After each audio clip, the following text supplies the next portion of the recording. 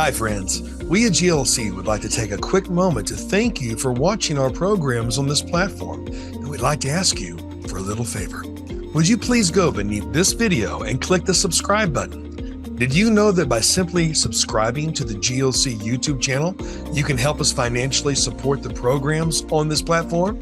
You'll need to be signed into YouTube beforehand, but if not, simply click the subscribe button and YouTube will automatically walk you through the steps to sign in or to create an account. By taking these simple steps, you will not only ensure that you continue to receive our unique programming and gain instant access to the hundreds of videos we post, but more importantly, you'll also be telling YouTube that GLC's content is worth watching and promoting. Likewise, if you enjoyed a specific program, please click the thumbs up button below, which also helps inform YouTube that this is a program worth recommending. Finally, once you have logged in and subscribed, please click the notification bell below in order to receive announcements when we post new content. As usual, feel free to post your questions and comments in the comments section below. We always love hearing from our friends and viewers. Again, thank you for watching and supporting God's Learning Channel. We couldn't spread the message of the gospel without you. Be blessed, and we hope you enjoy the show.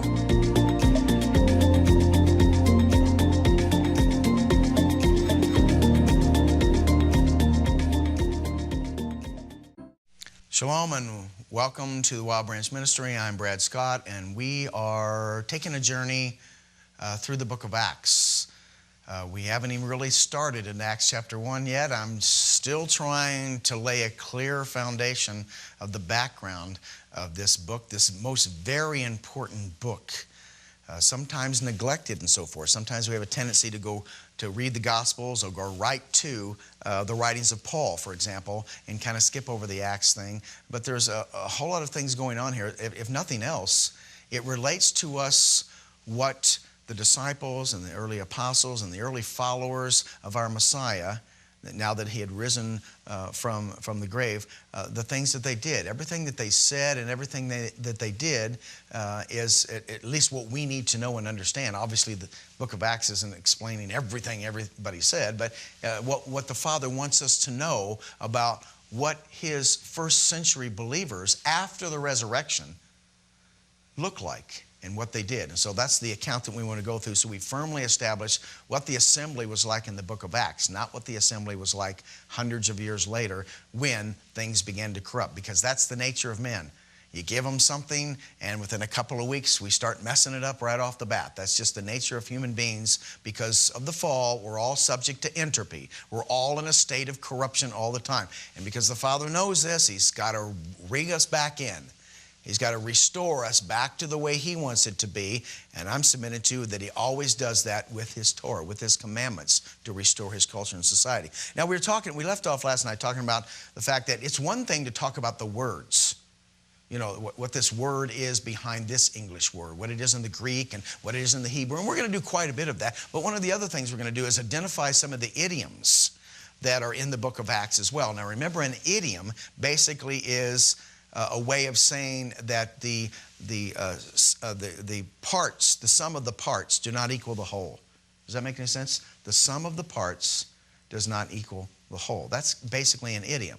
In other words, there are certain phrases in all cultures all over the world, nonetheless with Hebrew and those who wrote the Scripture, in which the individual words, you can't just look up the meaning of the individual words and know what they're saying. Killing time, we've talked about, and eat your heart out. We've talked about those kind of phrases before. You can't understand what it means to eat your heart out by getting a Webster's dictionary and looking up eat and your and heart and out. That's not going to help you a bit, because there's special phrases in which the meaning of the whole phrase is not equal to the meaning of the sum of the parts. And so we're going to get into some of those, but I want to remind you of those, just using some common sense, that one of the unique things about idioms, particularly Hebrew ones, is that they're used, when people hear them, they automatically understand a different picture or a different period of time. I'm going to propose to you that the Father specifically chose Luke, if you will, to write the book of Acts, to be the author of the book of Acts. Because Luke is the author of the gospel in which we get most of the information about Yeshua's birth. for example. And we'll talk about this in a little more detail later. But I believe that's the reason why because he was a great historian. And so he used him specifically to write the book of Acts, to be the author of the book of Acts. Once again, why? Because when you read the opening chapters of Luke, there's certain little phrases in there that Luke has revealed to us that indicate when these things are taking place and what's going on, like what festivals. Now, we wouldn't recognize it in the English. And because we don't recognize it in the English, we've always been given the bill of goods, for example, that the Messiah was born on December 25th in 0 BC or something. And because we don't understand the idioms, reading them in English. But there's these particular phrases used all throughout the opening chapters of Luke that if you know the Tanakh, if you know the order of the priest and so forth, if you know these things from the Old Testament, you'll know that the Father's telling you precisely when Yeshua was born. And so I think it's no coincidence that the Father used Luke to also write this book called the Book of Acts. Now, to give you an example of how it works in the Hebrew, which we're going to tackle as we go, I want to give you some examples that we have in America of the same thing, so you can understand that we're not trying to talk you into some strange, esoteric phenomena in the Scriptures, but rather this is something that all cultures can see. So what I want to do is I want to play a little game here, if you will. And I want you to think about this when I say it. And every time I say this phrase, I want you to automatically respond, either out loud, wherever you're sitting now, or in your mind or whatever, with what time of the year I'm talking about. In other words, I'm not going to tell you what the time of the year is. I'm just going to speak forth the phrase, and you automatically will know what time of the year I'm talking about. Suppose I'm walking down the street and I tell you, Happy Holidays. What time of the year do you think I'm talking about when I use that particular phrase? Happy Holidays. How about, I got to hurry up. I got to rush. I can't talk to you anymore. I got to get the check to Uncle Sam. I got to hurry up and get the check to Uncle Sam. What month of the year? As a matter of fact, what day and month of the year am I talking about? Even though I'm not telling you, but I'm giving you a phrase that directly connects you with that, which is what the book of Acts is filled with. Another example. Let's have another glass of green beer. What month and day do you think I'm talking about? How about, what are you dressing up as this year?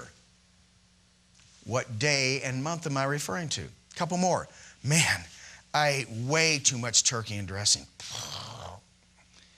What day and month of the year am I talking about, even though I didn't say it to you? And finally, have you colored your eggs yet?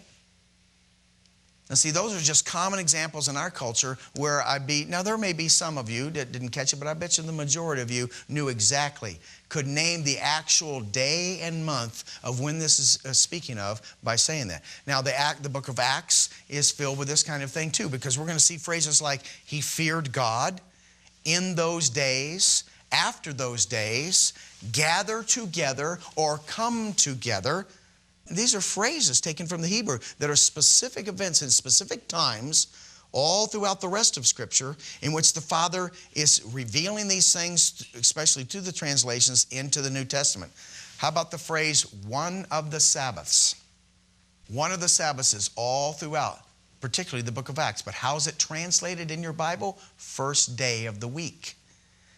But in Greek even, I don't even have to say it in Hebrew. In Greek, it's one of the Sabbaths, not first day of the week. How about the house, when it says the house? Or how about the near and the far, for those of you who are near and those of you who are far? Or the multitudes, the phrase the multitudes. Yeshua takes a boat and goes across the sea to the multitudes.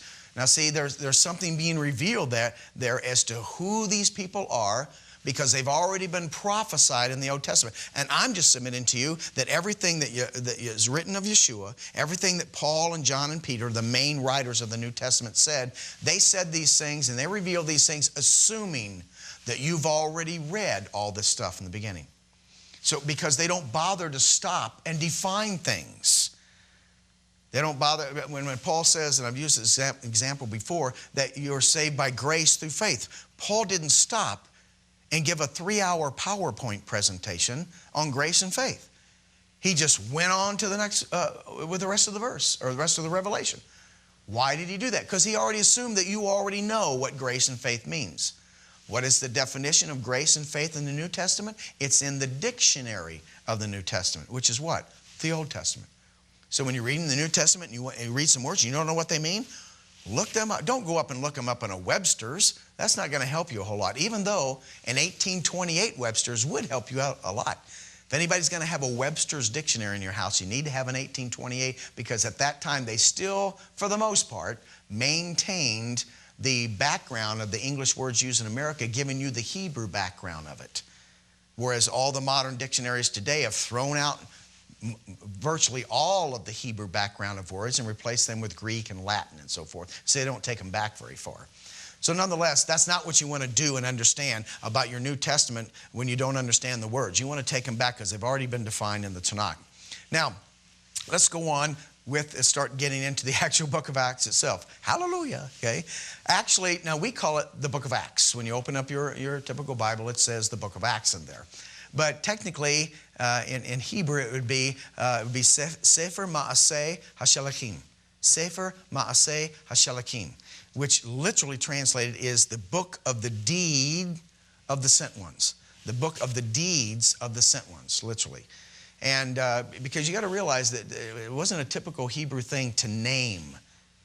In other words, I don't know that there's any evidence in the first century that these were the names of these books, or these letters. Like written on these letters were the names that we've given them, all right? That's something that we have given them based upon the logic of the circumstances. But Sefer Maaseh HaShalachim is literally book, Sefer, Maaseh, to work or a deed, HaShalachim, which is the sent ones. Now remember that word comes from the root shalach. We've talked about this in the word mean things in the past.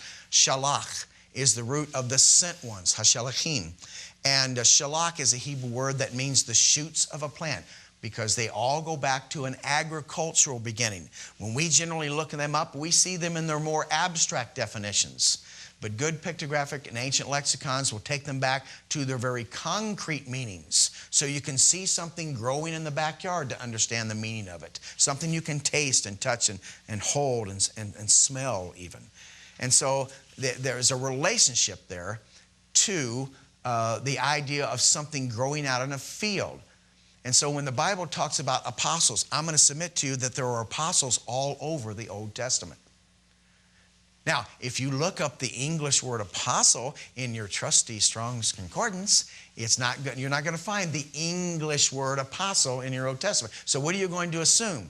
That apostles is a New Testament concept. But no, it's not. For one reason in particular, Hebrews tells us that our Messiah is an apostle, high profession and so forth.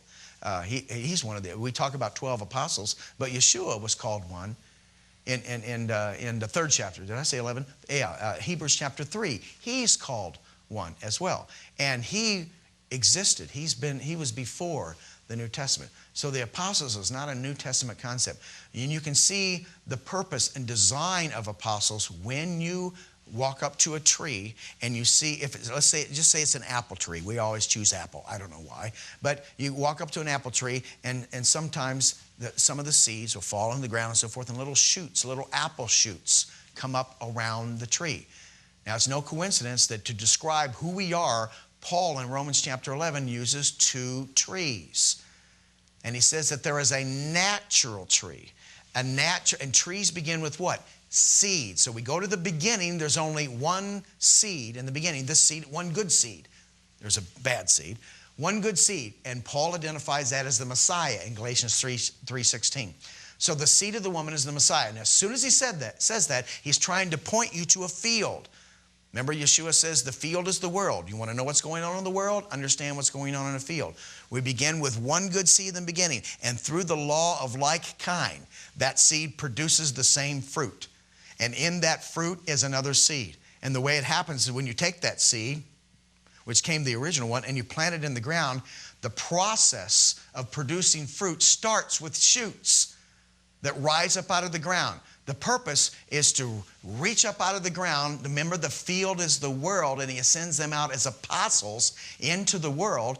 And so to understand that, sent ones, you see shoots growing up out of the ground in the field. And the purpose is to produce what? Fruit. So in the fruit is more seeds. And that's how the gospel, that's how the good news, that's how the ways of our Father was designed in the beginning to be taken throughout all the world. Is the Father's method is that you produce more seeds through the fruit.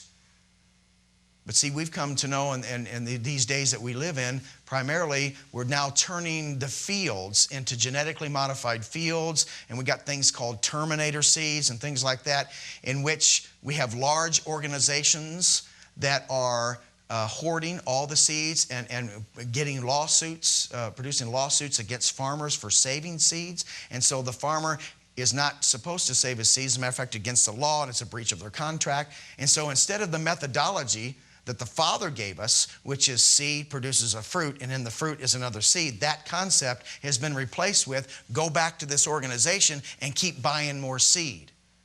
And unfortunately, that is a picture of what I believe we do religiously, that we just go out and produce more of ourselves instead of passing it through the fruit.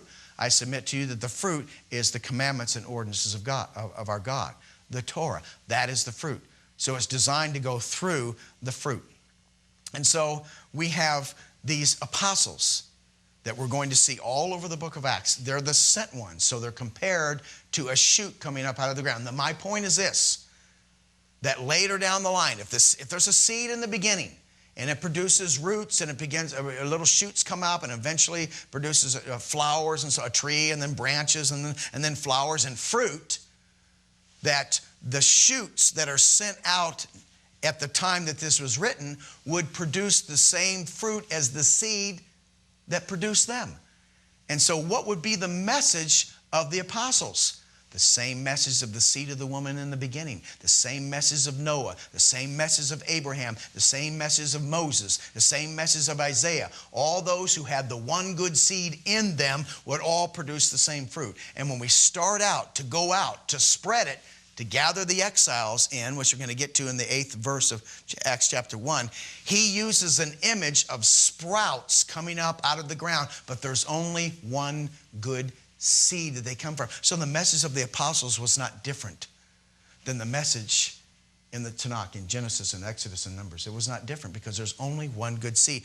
And we can see that more clearly and not be jumbled up by theology if we simply return back to the beautiful, natural, simplistic things in the very beginning of a house, a family, and a piece of land. Now, also before we go on, Luke is the author of this book as well. We talked about that earlier.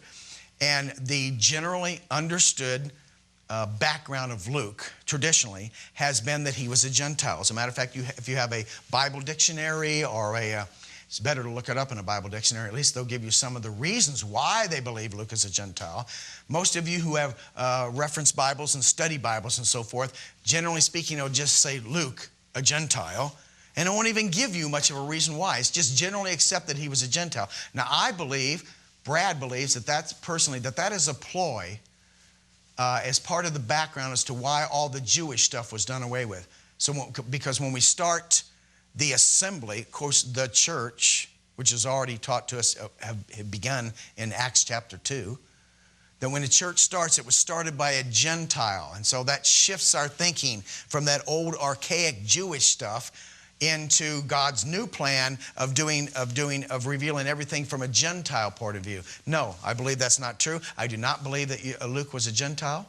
Let me give you some of the evidences, particularly because Luke knew more, once again, knew more of all the Hebraic background of the Messiah, and that's why he was chosen to do the Gospel of Luke. And first four chapters was where we get most of the stories of the birth of Messiah from, is because he knew the Hebraic background of these. I don't believe he was a Gentile on the outside looking in. I believe he was. Now, let me give you some of the reasons why some people believe that Luke was a Gentile. Here's the first one. There's basically only three. Here's the first one. He has a Gentile name. He has a Gentile name. I believe Jesus is a Gentile name. Does that mean Jesus was a Gentile? No, it's a translation from another language. So that really doesn't hold much water. As a matter of fact, it's rather childlike, in my opinion. So that's one of the other one, which I've read before, is he was a physician. He was an historian and a physician. Okay, let me get this straight. That our culture is supposed to accept the fact, of course there's no stereotypes going on here, that Jews aren't physicians or historians? Is that what I'm supposed to gather from that? Especially, is that why maybe the Jewish people rebelled in the United States, and that's why most doctors are Jewish in this country, especially in some of the biggest hospitals in the nation? Maybe because they heard that they were insulted by the idea that Luke must be a Gentile because he's a physician, and maybe they rebelled and said, well, we'll show them, we'll all become doctors, okay? Or Jews can't be historians and so forth. So that really doesn't hold too much water either, all right? The third one, I have to go to the book of Colossians because the third one is in the book of Colossians. It's an assumption made from something that was said in the book of Colossians. At least some of these people give some sort of reason why they believe he's a Gentile rather than just saying he's a Gentile. So we go to the book of Colossians. We go to the last chapter, I believe. Now, this is a typical salutation of Paul when you get to the end of Colossians. So Paul begins his letters with some salutations, and many of them he ends with some salutations. In other words, hi, some greetings, and basically at the end, so long, thanking people for supporting him and being along with him and so forth. So these are not unlike any kind of letter that someone would write that's been on a long trip, especially a missionary type of trip, you know, where they have some business to do. And so he gets to chapter 4, verse 7, and he says, all my state shall Tychicus, I can't say that word, Tychicus, I think that's how it's pronounced, declare unto you, who is a beloved brother and a faithful minister and a fellow servant in the Lord. So he's starting out thanking the people that were with him.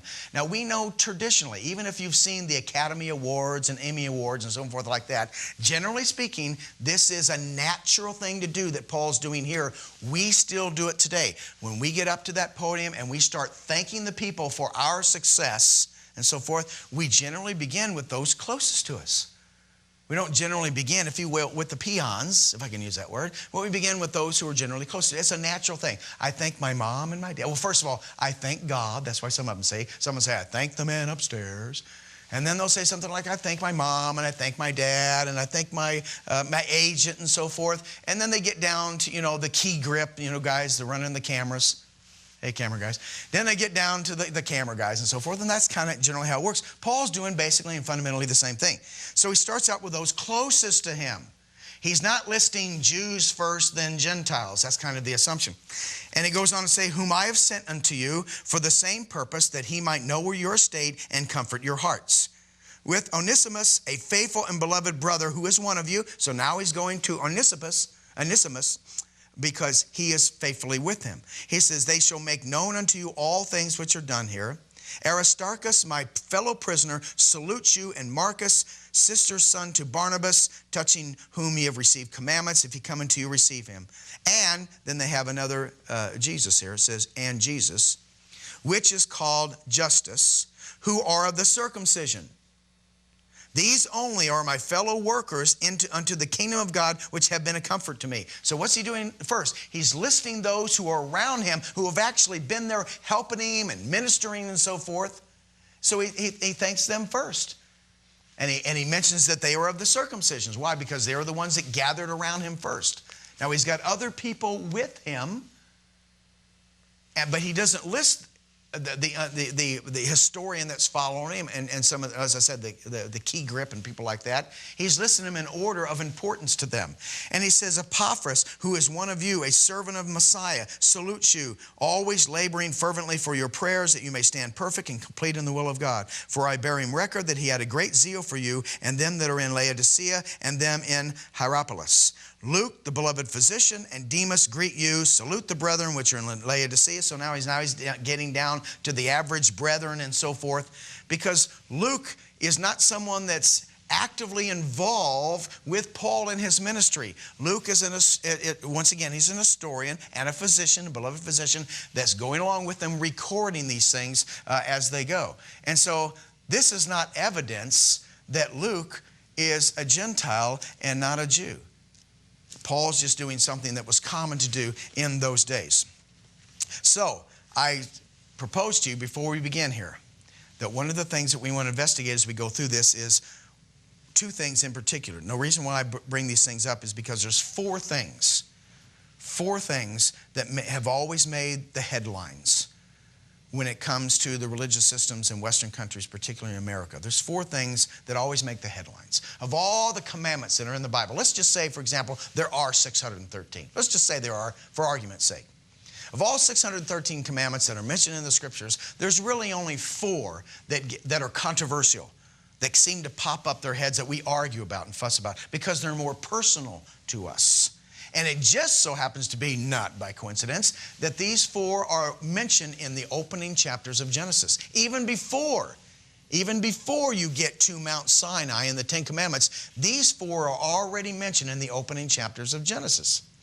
And that is this: the dietary laws, i.e., don't be messing with my food. That's how some people react. So you suggest to them, oh my goodness, you mean no more BLTs and no more pork chops and so on and so forth? I.e., don't mess with my food. See, that's a personal thing.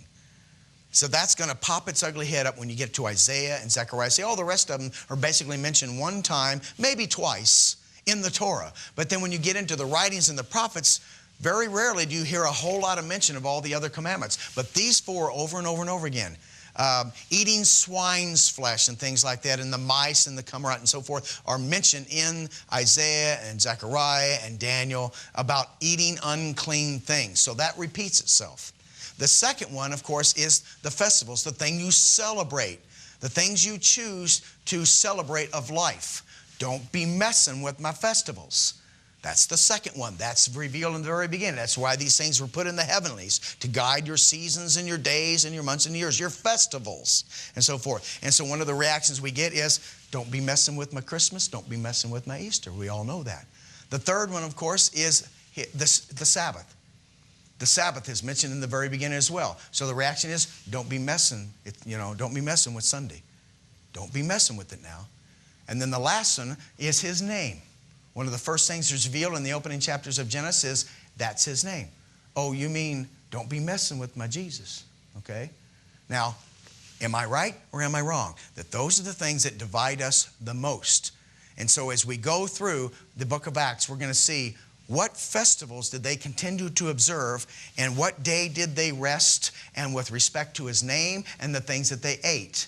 We're going to see these repeated again in the book of Acts. So we'll continue next time. In the meantime, cling to your roots that your days may be long and that you will prosper in everything you set your hand to do. I hope this lesson in Acts will be a blessing to you. I promise that it will. See you later. Shalom Aleichem.